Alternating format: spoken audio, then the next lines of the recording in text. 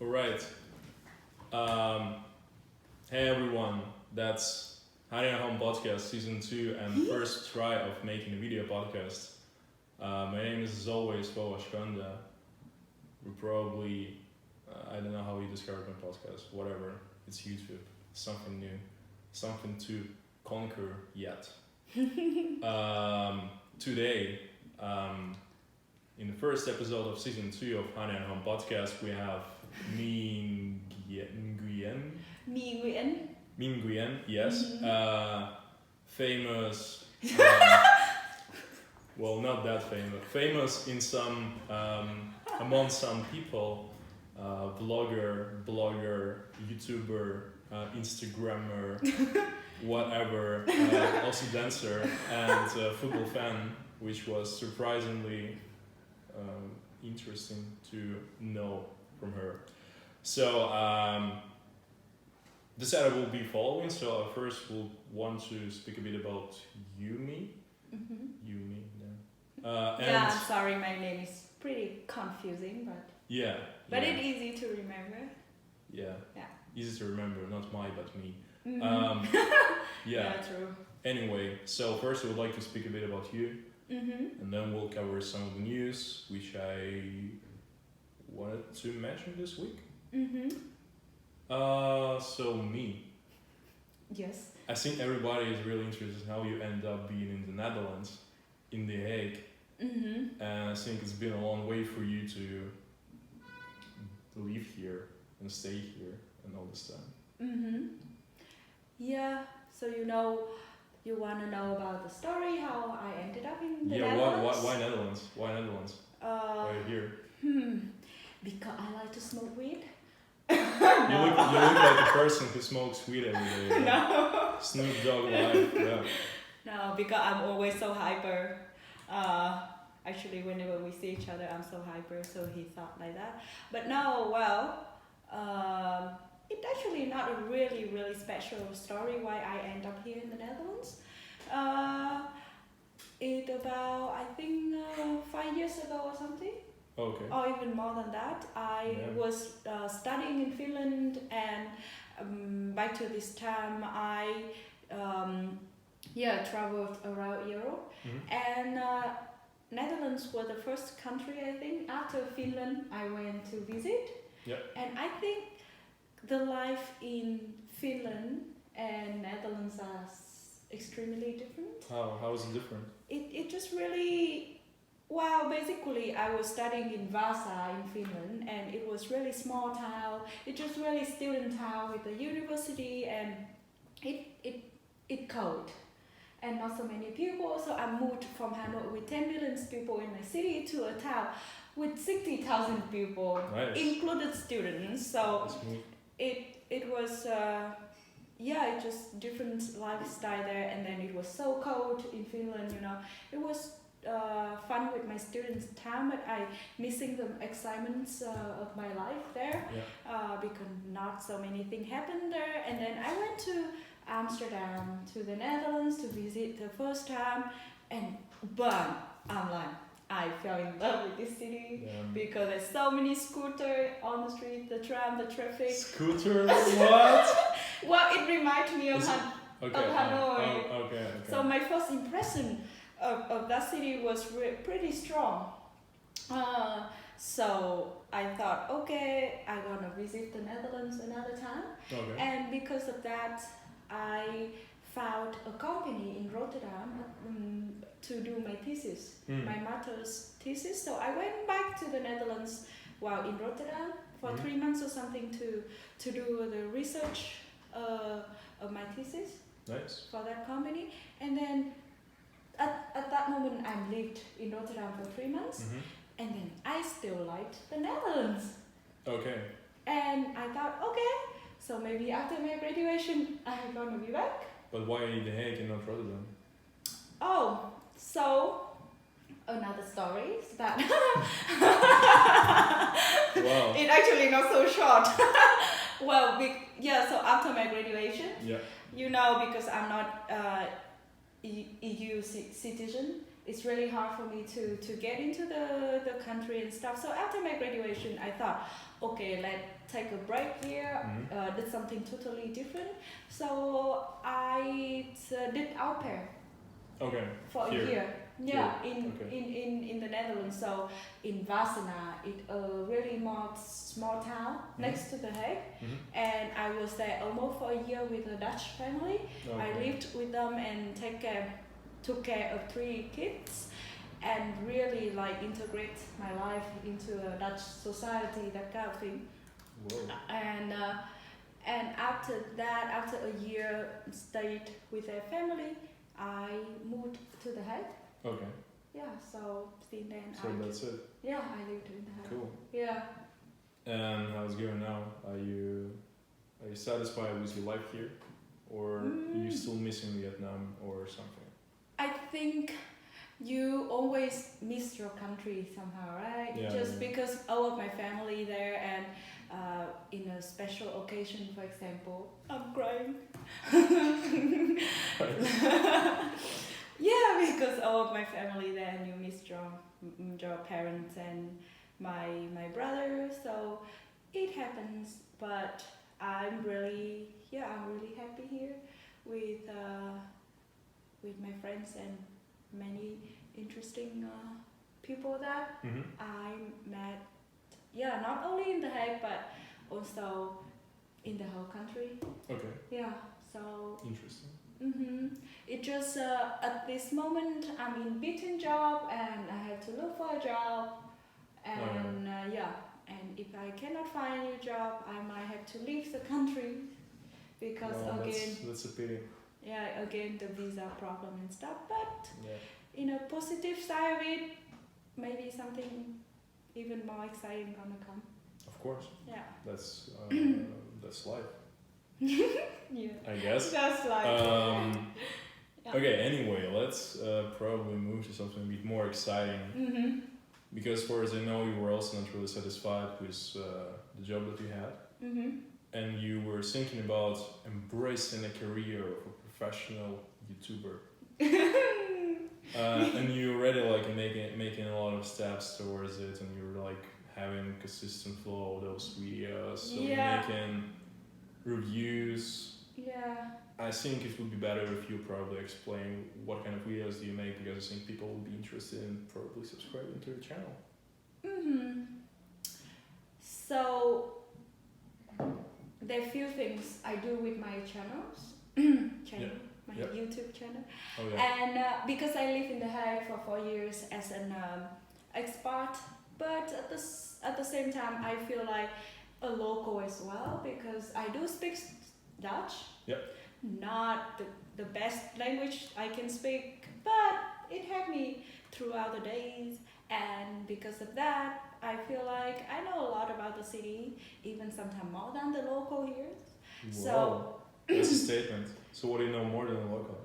I do think like as a locals they just fall into the pattern of the same thing, but for me I try to explore the city in different angles at least at the weekend. Like I always do a lot of things differently at the weekend, and because of that I do my vlog to just how to say, I would love like to help people in the position as me like 4 years ago when I just came to The Hague, and at that moment then nothing much happened in the city. I didn't know what to do, and now The Hague seemed more developed and stuff, and I want to bring that to my vlog, and maybe some new people move to The Hague, for example, they can see that on my vlog, that like where to eat, where to go out, even sometimes I bring them to another cities in the Netherlands with me, so trying to make sort of activities that people can maybe follow that path to have a better weekend, or even just have some fun watching me blah blah blah. So how many videos you made so far? Like specifically about The Hague. I'm just interested about where to go out. I think in The Hague maybe 16, 15. 15? Yeah, about 15, I think. Wow. Yeah. Didn't expect that from The Hague. So many places to go out. Well, it depends on your definition of going out, you know, because sometimes I do review for food, the restaurant, a budget restaurant, or just normal restaurant, or where to drink, and so or for me go out, for me maybe doing some activities, like for example the dance class that I dance every week, for example. So yeah, I think because in the beginning I didn't really like The Hague that much. Like it took me 2 years to really feel like, oh, finally I like the city. Maybe because in the beginning I didn't have so much friends. Okay. Yeah. And then I tried to meet people, and then now I have a good group of friends, different people. Then The Hague seems better city as well. But it's not out there for you, like in Amsterdam, for example. In Amsterdam, too many events and stuff. And here in The Hague, sometimes people still ask me like, "What are you doing the weekend?" It seems really boring in city. Yeah. But if you kind of look at it and know what you like, then you're able to find. Or for me, if I don't find, I create it myself. Wow. So you create your own events? What do you mean? Like create the dance class. I organize dance class. You organize dance class? Oh, wow. So for example, I couldn't find really like good dance school. I think they have good dance school here in The Hague, but I don't know. It's not the dance school that I wanted to attend because it's not that much fun. It's not fun. And it maybe it's not on the hours that are available, or the group of people, for example, and stuff like that. So I thought, let's do my own dance group. Whoa. So that's interesting. Yeah, so I think the lesson I learned from living in The Hague was that I accept that I wanna live here, and if it's not exciting the way I want, then I'm gonna create something fun for myself. Okay, interesting. Yeah, because like in my view, I find The Hague pretty boring, so to say. Like more of a city for elder people rather than student life or something like this. Even though I don't get it, the big university here, like Leiden University and also Den Haag Hogeschool and in Holland, it should be a young group of people as well. But when you go out, it kind of like, it doesn't feel like that. Yeah. If you go to the Plein, like it's like one of the biggest squares in The Hague, so there are a couple of clubs and bars. Yeah. And they're usually just people older, like 35 plus or something, so it's like, Yeah, you're like, I'm too young for this. Oh, yeah, exactly. Alright, so you've already traveled the Netherlands, right? So you've visited some of the cities, towns already, or not yet? What do you mean? So like you've traveled around the Netherlands? Oh yeah. So like you've been to at least Amsterdam, Rotterdam, and The Hague, just what in Wassenaar. I think the first year when I was doing au pair in the Netherlands, every weekend I have that train card that you can go to different cities. Oh yeah. So that's what I did. So what was the most exciting city you visited? Okay, let's keep it harder for you. Outside Randstad. Randstad, like for people to know, it's Amsterdam, Rotterdam, Utrecht, and The Hague. Yeah, like big city, the most. Well, Eindhoven is also big, but it's not a part of it. Oh, okay. I thought it's the 4 biggest cities in the Netherlands. I think Eindhoven is even bigger than The Hague. No. Like Utrecht for sure. No, Utrecht have only 5,100 people, but The Hague had 7,000. I just did my research. 7,000. 700. 700,000. Yeah, but it's also, isn't it also together with like parts of The Hague, like Wassenaar and all this stuff, and Moerwijk and Rijswijk and all these parts of the neighbor, like the neighbors, the neighbor in smaller towns. Okay, maybe. Okay, whatever. So 700,000. Yeah. It's pretty big already. I saw it's so small. I saw The Hague like maybe 300,000. Yeah, no, It feels like I really was small. Google just the other day to find out how many people in Amsterdam, and actually not even 1 million people in Amsterdam. No, Yeah. but here is way less. No. It can be 700. No, it cannot be 700. No, No, I mean 500. maybe 5 or 4 Yeah, or 7. yeah. Because it's third. Yeah, like because Rotterdam is 500,000 there, yeah, because Amsterdam actually 700. or 800 something. Yeah, almost 800. Yeah. By the way, it's not 10 millions like my country in Vietnam, so. Yeah. Almost all Hanoi is the Netherlands. Yeah, I think so. Yeah. So still, let's get back to the question. What is your question? What is the most exciting town outside the Randstad you visited? Maybe I'm not going to use the word exciting. Okay, interesting. Let's Yeah. call it like this. Even in a bad way. I think I like Maastricht a lot. Maastricht, okay. Uh, But this one is really different. It's close to yeah, German but cities. it like a mix up a little bit of German culture, Belgian culture, and it had a little bit of hills there. Little bit, the hill.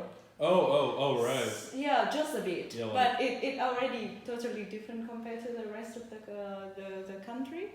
And I think people that have different accent even speak different Dutch. Kind of different language. Oh yeah, I think Limburg or that's all over. something, yeah. And I think, yeah, they seem a little bit different compared to the rest of the country as well. And I find it really interesting. They have super nice restaurants there. They are ranked the first, the best dining city in the Netherlands. Maastricht. Yeah. Interesting. Yeah. Maybe not in 2018, but I read that news actually a few years ago or something. Yeah. Interesting. Yeah, I think because people there, like a little bit more Belgian, so they appreciate more food. Better food. Better food. Better food. Yeah, than. Whereas in the sandwiches. Yeah. So. Yeah. Okay. And I think people a little bit, I don't know, dress more colorful in Maastricht. I think. I don't know. It I've just never been there. It just my feeling when I went to Maastricht. I was there I think 3 times or something. 3 times. That's Yeah. quite far. Yeah, it's far. It's almost 4 hours from here. Like on train. Yeah, 3 hours. 3.5. Mm. Okay, 3. Okay. It pretty Let it fast. be 3. I've never been there, so. Yeah, but I went there also for the carnival. Oh, the carnival. Okay. Yeah. So I think it's fun.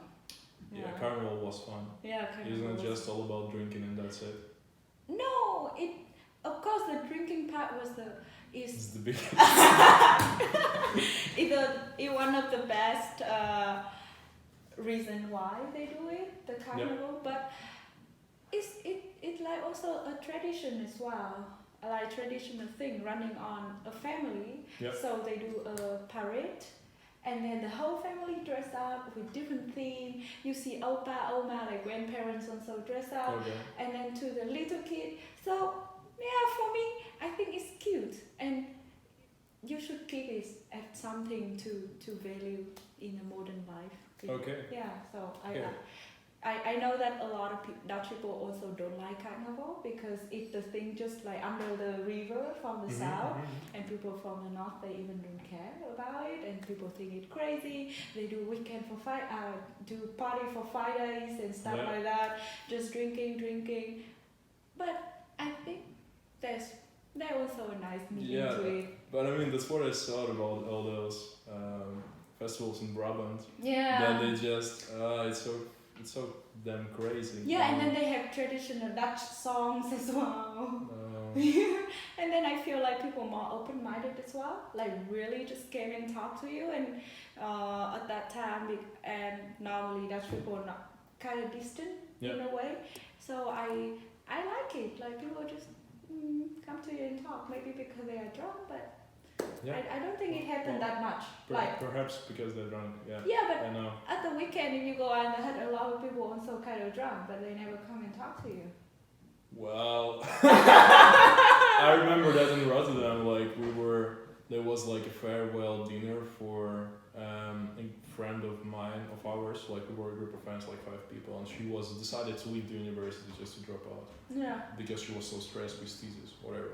Okay. So we had small, like a bit of drinks at the bar, and then one random guy came to us and started to speak like, "Hey, what's up? How are you doing? Where are you from?" And I was like, But and he was like our age. Oh, So really? it was really weird. Like it was a guy like standing like this with beer. this glass of beer, and I was like shaking and speaking to us, which was a bit of a random actually. Oh, okay. So that has happened. Yeah, just drinking always helps to meet new friends. Yeah, and like I really remember the conversation because in the end of it, I thought I wanted to be like polite, and I thought like, oh yeah, I'd like talk to you sometime after. He was like, no, we'll never talk again. And I was like, well, yes, but I just want to be polite, man. Okay. So that was a bit random, but yeah. So speaking about festivals and dressing ups, I really want to like move. I think you probably read the news, and it's a bit of random news, like probably to start our news part. So many news. Oh damn! I need to clear my language. Whatever. So it's like really short one, not really much to talk about. Like Urban Outfitters just decided to make influencer Halloween costume, and they sell in leggings and sport bra as a Halloween costume for very creative of them. $59 So guys, you can get it and be Insta famous. Yeah, influencer. Yeah. Why don't you dress like this? We are also kind of Insta influencer. Me. I don't know. Or do you dress? Just not today. Wow. Are you asking my opinion about these from Urban Outfits?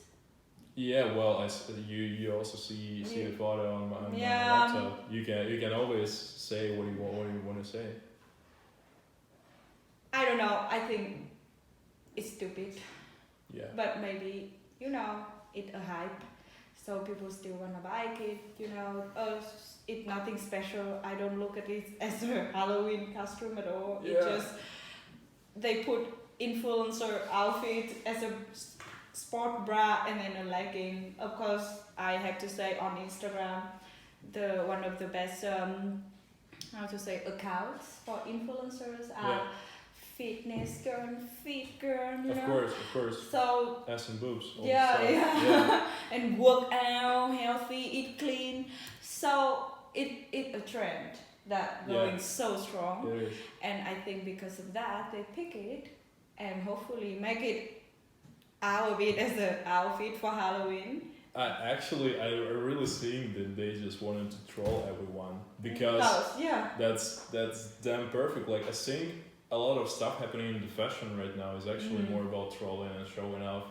And like when you look at the recent collection by Gucci having this face mask or whatever, it really feels like they just don't create new stuff, but they're just thinking, okay, let's create something really disgusting and tasteless. Yeah. And just see how much people will just go for it. And like a lot of people really buying this stuff. I've never seen someone in a face mask, but with face masks from Gucci. Like I've seen a couple of guys in balaclavas, but it's just it was from my darkest time in Ukraine, whatever. So it's probably just a fashion trend. So people it's more about memes rather than memes. Fashion. I mean, they can just buy it from whatever fashion brand, Yeah, not like That's it. Here you go. 10 euro costume. Yeah, when I saw it, I'm just like, is this real? Well, apparently. Yeah. Or I mean, you're also a football fan. Yes. And you're a fan of Manchester United, as far as I know. Yeah, and also a fan of England. That's why. Yeah, that's why you're coming home. He kind of bullied a lot of time about that. Sorry. That's fine. That's fine. I thought he had a lucky star to go out to watch football with. Yeah, but I was done for Croatia. Sorry. Yeah. Well, the scene I want just to quickly cover because I'm a football fan as well. And what's going wrong with Jose Mourinho right now? Like, are you watching football, or are you just like back in the days when you were a 5-year-old girl, you said like David Beckham, oh my God, my love, and all this stuff. Since then, you're like football girl. No, it's not like that. Wow. I don't watch it often right now anymore because I don't have a TV at home, and of course no excuse about it. And I used to watch it with my brother. Yeah. So it's more like sister and brother thing to do together. But since I left home and live on my own, it's not like I gonna watch Premier League every weekend anymore. And in Vietnam, because the time zone is different. Yeah. So whenever the match in Vietnam, it's like in the evening. Yeah. So we always stay at home at the evening. But now it's during the day, and then you live in an adult life. Oh yeah. You have a lot of plans and stuff. But what is your question? So my question, like, are you actually watching news? Yeah, I. So do you know what's happening with Manchester United now? Not the. Well, I knew that they just lost Tottenham at the weekend, 3-1 or something. They lost West Ham. Oh. I see. Yeah, I mean, just your forecast. When do you think Jose Mourinho will be out of the team? I think after this season. After this season? Yeah, they are voting now. So you think he will be until the end of the season? Yeah. I saw some post of some football some supporters. They actually make something on Facebook like. But what do you think? Like, it's not a post of supporters. Oh. Let's say, do you want Jose to be out or not? Yeah. Okay, cool. That's settled. That's all I wanted to know. I already realized that me is not a gamer, but this is something that really touched my heart, and it was a heartbreaking moment for me to hear that Telltale Games closing. So like they laid off about almost 300 people, so it's almost all their stuff they had. And if you don't know, guys, who are they? So they're famous for creating games for Walking Dead and Wolf Among Us, my two favorite games so far, which is basically like interactive film.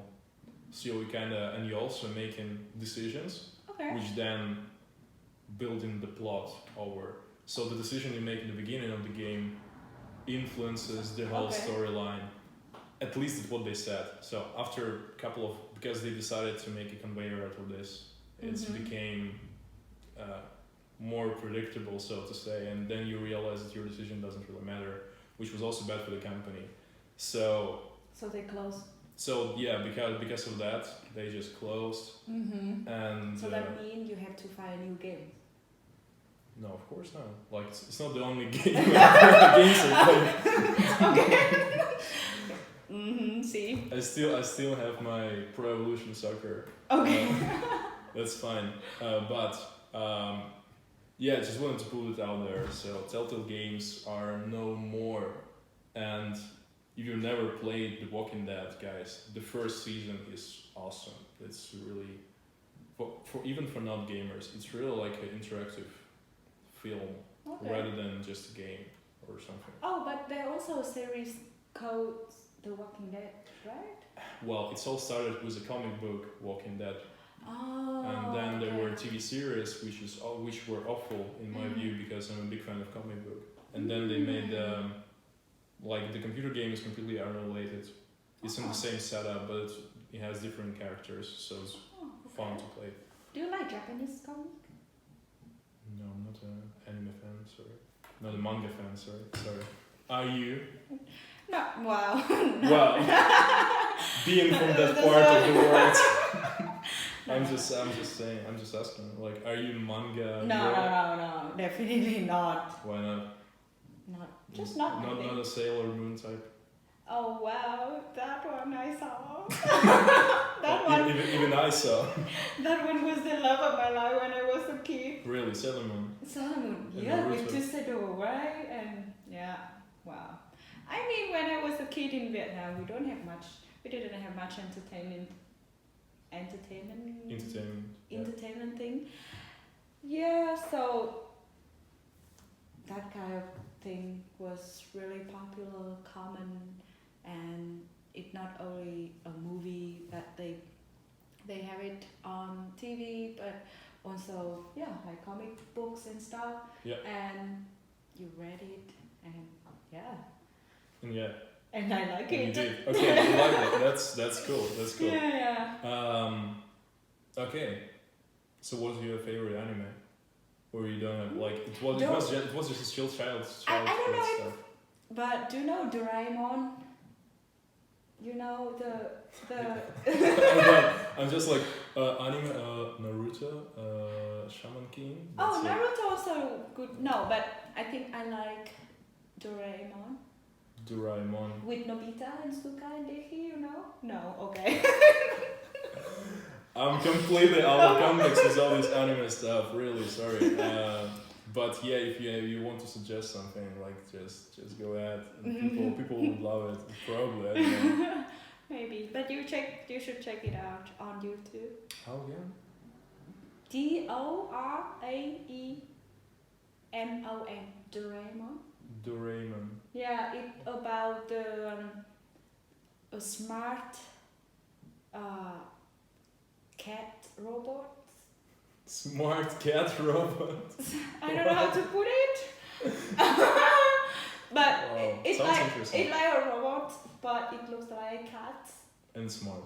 And smart because It's a robot. yeah.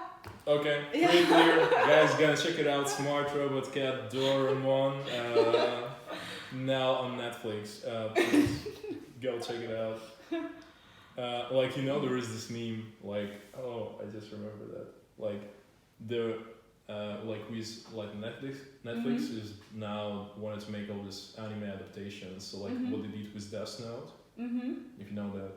I don't watch. Yeah, whatever. So, so they decided to make their real, filming adaptation, not a cartoon, but just they made a proper TV series out of it. Okay. So just Death Note was first manga, then was anime, and then it was Netflix adaptation, which was really bad. And all the fans admitted that. Oh, how come you did that? So now there is a meme about manga, anime, and Netflix adaptation, and it's really something hilarious happening. I'll probably put one of the memes here. Yeah. So yeah, if Doraemon was a popular anime, probably Netflix is on Netflix watch list to spoil. Yeah, maybe next year. Oh yeah, next year coming. Doraemon on Netflix, check it out. Fall 2019. All right. Being a social influencer, kinda. I would add in there. I didn't. How to say it? Yeah, I would never see myself yet as an influencer. I think that's pretty a big word that people are using it, but I really. But you have influence on people, so you're an influencer, right? Yeah, true. In a way, I like. Well, I mean, I did my study in international business, and I really interested in social media marketing. So that's what I have been doing as well. And I really see that if you use social media in a good way, in a right way, you can impact, influence on people's life. Maybe I cannot make it to 1,000 people live or whatsoever, but I know that many followers of mine get inspired by my content, for example, or at least when they see my vlog or watch my vlog, they want to go there and do stuff. Cool. So it's just a small thing, but it counts. But still, I think, of course it counts. Yeah. Even now I can say sometimes people seeing my story and asking, why you doing this? Please stop. So whatever. there was why I actually started to speak about social media, because there was this big scandal again around Facebook. Like, Yeah. probably this Cambridge 50 Analytics. millions. Yeah, 50 millions accounts. Okay. Yeah, 50. Yeah, 50 million I was accounts. speaking in Dutch. Yeah, I was like 50. Okay. It's like something in the middle, Dutch and English. Yeah. Denglish. Oh no, that's for German. Yeah. Denglish. Whatever. So, 50. Damn, sorry. 50. 50. Of course, 50. 50 million accounts of Facebook were stolen because of some bug found in View as, like, if you can also like check out how your page looks like for all the people who go in there. Mm-hmm. And through this bug, hackers basically can get access to your account. Oh, okay. So that was the same, and probably this number are growing, and already about 90 million people may be not only like being dangerous with this. So Facebook is trying to fix it as always. Mm-hmm. And I think the founder already gave a speech as well. Well, About he must. like a day ago or something. Yeah, should do this. So yeah. So maybe the stocks from Facebook Oh yeah, definitely. already go down or something. And also, like, the funny thing out of it, like, I think Facebook has a long story of violating and have bad security problems. Yeah. And also, what I really liked, and was really funny, that Facebook was automatically blocking all the links to the news, which were saying that there was a breach in their security system. So there were like two reports from Guardian and AP. So they just were blocking all these tweets, like not tweets, posts with those links. Oh, on the Facebook we could share it. So like if you posted something before, I think they changed it saying like, oh sorry, because it was too many of those links, our system thought it was spam. So that's why we just automatically blocked everyone. So they just apologized for inconvenience, and after this being known on other platforms, they just stopped doing this. Do you think at some point Facebook gonna die? Facebook gonna die? Like, with a lot of another platforms, social platforms going on. It's like, it's not like gonna die. But also really growing still. Yeah, but it's still growing. I think it was 2 billion people last year. They hit this milestone. 2 billion people. It's like a lot. A lot. It's like 1/4 of Earth's population. I is just on want Facebook. a piece of that watching my YouTube. All your friends, your mom. Just really wonder how the strategy of the Facebook going to be in the next 5 years, for example, because what I realized that you're thinking about your stocks. No dividends this year from Mark Zuckerberg. No, it feels like people using more to work now Instagram. Oh yeah. Yeah. I mean, and then Facebook's so bad and boring. Yeah. But because so many people have account on it, so it also a way for people to keep in touch and for small business in the end to take an action. Facebook still deliver a better message. I don't in know. term maybe. Like personally, to be honest, I use Facebook mostly for checking out birthdays. Yeah. And you terrible friend. And events. Yeah, events. Yeah. Yeah, true. because that's I think that's the easiest way to track it. Like otherwise it would be Maybe you forget. Yeah, you can explore a lot of things like events on Facebook. Yeah, but overall Facebook, it's nothing that interesting. Yeah. Well, Twitter also should have died 5 years ago. Yeah, but it's still alive. Yeah. Damn. I think Twitter just have different audience in a way. It has, but probably because of a lot of politicians started to use Twitter as their platform, so it's To it's really you changing. because it tweet, you know, they Yeah, tweet yeah, a lot, and Too much. Sometimes Yeah. too much. Yeah, but Yeah. talking about that, there's another topic about tweet that you wanted to talk about, right? The guy.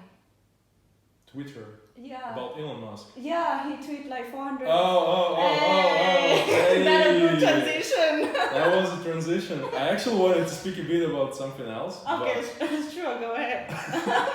But sure, we can go straight to Elon Musk and his Twitter. I think that's the biggest problem of Elon, like to tweet too much stuff. Yeah. Like because what he did was this funding secured. Damn, like it's really becoming a meme and all this 420 stories. I first didn't realize it was because of the Elon Musk tweets. But yeah, so now he's being sued for his claim that first he wanted Tesla to be a private company, then speaking with all his consultants, he decided to reject this decision and regret this and saying like, oh sorry guys, like again on his Twitter, we shouldn't go for it. And also before that there was a scandal about those football team in Thailand, so like children football team, so they were in a cave. Yeah, for 9 days. Yeah, and there was a guy who actually, like one of them, like safeguards, I don't know, a person who actually saved them. And Elon Musk also wanted, like, they had a plan about building a lot of cars, like to build, I don't remember, like let's say 1 million cars within a week. So when he first heard about this news that there are children under the water, underground in this cave, he's put all his like factory to work on building a submarine to go there to help to save children. But it took too much time. So when the children were already saved, he's still tweeting about that. He just said like, yeah, good job, like we finally did this submarine, let's go, and it doesn't even fit it into the cave. So it was if it was the only way for them to survive, they won't. Yeah. So luckily there were other people who actually saved them, and the guy who was the savior, safeguard, whatever. So the person who saved those kids, he mentioned on his Twitter or in his interview that some people only bragging about saving when real men do. So Elon Musk just replied in his Twitter saying that guy who saved kids was a pedophile.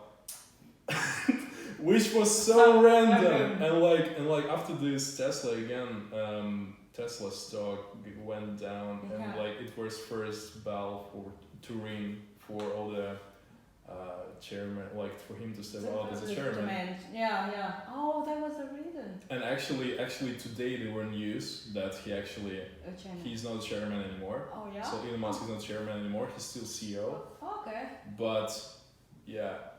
So he's pretty noisy. So tweets. But I cannot believe how he can tweet just that much amount of tweets per day. Well, yeah. Well, he's saying that he's working 100 hours a week, so instead of 40, maybe that's why he has time to tweet about it. Yeah. But still, I'm actually a big fan of Elon Musk. I'm really a big fan. That's why all the fanboys of Tesla, please don't be hurt about that. Bring the stock up, please. Yeah. and after Elon smoking pot on Joe Rogan's podcast, that was hilarious and awesome at the same time. So what do you actually think about Elon Musk and him as a person? Let's just put it like this. I think he's such a big iconic guy now. Do you have any opinion about him, or just like another crazy guy with a lot of money? No, well,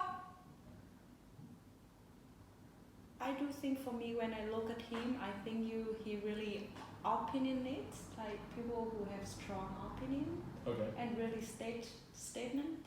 Yeah. Like in everything almost. And for me, coming from a country that have more collective culture, Oh, okay. I think, I look at it like, I wish like when we was younger in school or something like that in Vietnam, we should be taught Mm-hmm.